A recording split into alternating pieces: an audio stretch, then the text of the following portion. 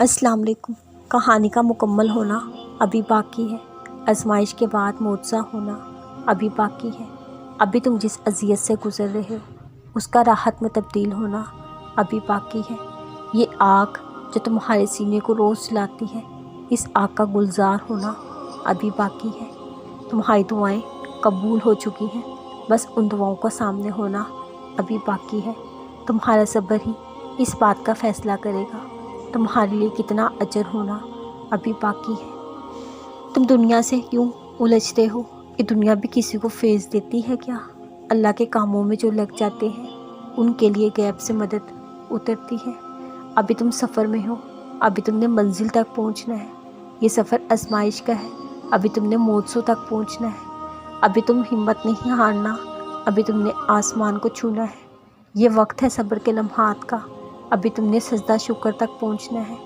दुआ के लिए हुटे हाथ गवाह हैं इस बात के, अभी तुमने कुन फ़याकुन तक पहुंचना है।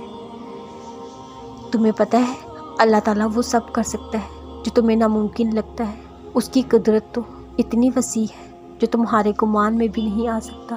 तुम्हारा अल्लाह वो भी करने पर कादिर है।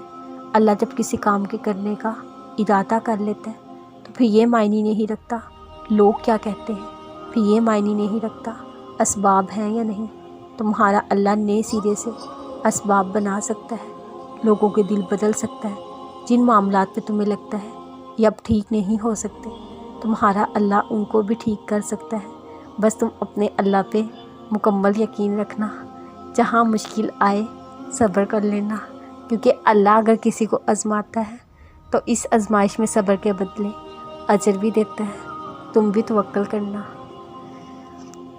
और आपको तो मालूम भी नहीं अल्लाह को आप पे कितना प्यार आता है जब आप आज से अपने रब से दुआ कर रहे होते हैं, जब अल्लाह को बता रहे होते हैं आपको अपने रब पे यकीन है।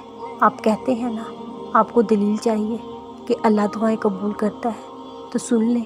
अल्लाह कहता है जब उसका बंदा उसके सामने दुआ करता है, अल्लाह को हया आती है कि वो अपने बंदे के दुआ के लिए उठते हाथों को खाली लुटा दे।